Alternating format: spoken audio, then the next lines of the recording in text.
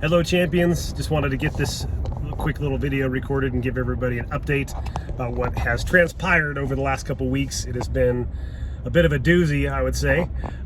So most of you probably don't know this, but I went in for a minor knee surgery on Thursday, April 24th. Had a little bit of torn cartilage that I needed to get cleaned up. It was popping every single step, and it had gotten progressively worse over time. And then I noticed that I was starting to walk a little bit differently, not because of pain. It actually didn't hurt really at all, but because just subconsciously, like I was trying to avoid getting that pop every single step, and so it was affecting my gait. And anyway, the surgery went well. Surgery was quick. Those of you who've ever had an arthroscopic surgery, a knee scope done, it's in and out pretty quickly. I think the surgery, the doctor told me it was like 15 or 20 minutes. So real quick surgery, but next day I was back in work, proceeding as normal, and then I started to get some abdominal pain, and it wasn't like any particular location. It was kind of like felt like my whole transverse abdominis was sore, and it got progressively worse. And then that night I noticed when I would urinate, when I would go pee, it looked like somebody put dish soap in the toilet, and then I peed in it, and so it bubbled up a ton. And so I was kind of confused by that, and we looked into it. It indicated that there was extra protein in my urine. And so I ended up calling the on-call doctor on Saturday, and the gut pain was getting worse and worse and worse.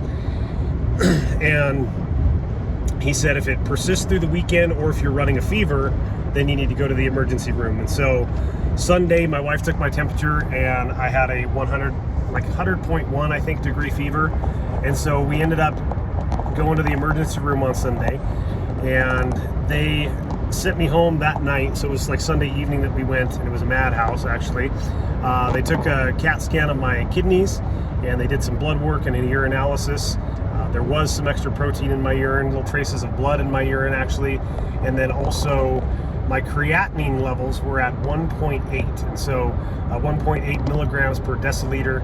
You should be at a 1 or below for most average people. If you have a little bit more muscle mass, it's not unusual to be about a 1.2, 1.3 maybe.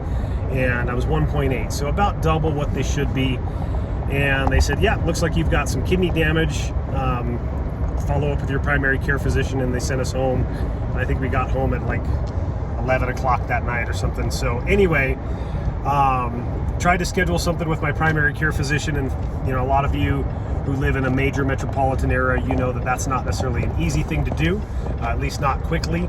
And so we ended up, I think I got something scheduled, but it was for a while out.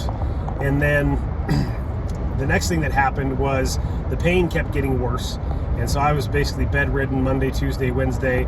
I was also super constipated. That's another side note. But my wife ended up talking to an on-call nurse at UC Health on Wednesday, and she said, if you're still having pain, you need to go back to the hospital for sure. You need to go to the ER and get your creatinine levels tested. So she recommended an urgent care facility that we ended up going to, and it was one that was particularly well run. And so we went there, and my creatinine levels were at 4.2. And with that, 5, we didn't know this until later, until I was actually out of the hospital, but 5 milligrams per deciliter is an indicator of complete total kidney failure.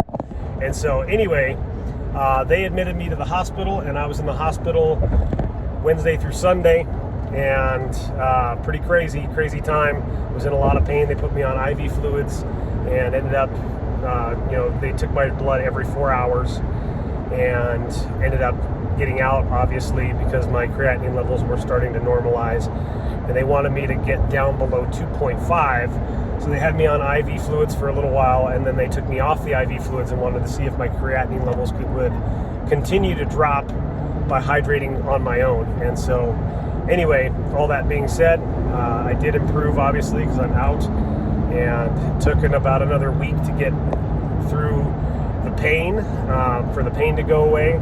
I think some of it had to do with just overall inflammation in my abdominal region, and also the constipation that I went through.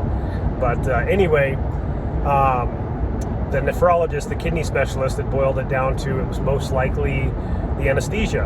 And so looking into it, Toradol was one of the pain medications that they gave me, and one of the common side effects is abdominal pain and kidney issues. But it's interesting when I talked to my doctor that did the knee surgery that Toradol is a standard medication they give for basically every surgery. And in the wing of the hospital that I was in, there were 2 other patients with kidney issues post-surgery.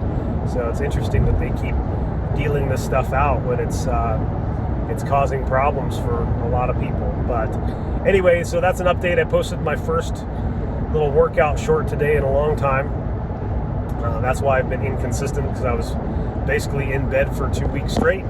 And yeah, I'm getting back into the swing of things now. So anyway, guys, just wanted to get this message out and send an update. I hope all is well. And you guys think strongly, attempt fearlessly, and accomplish masterfully.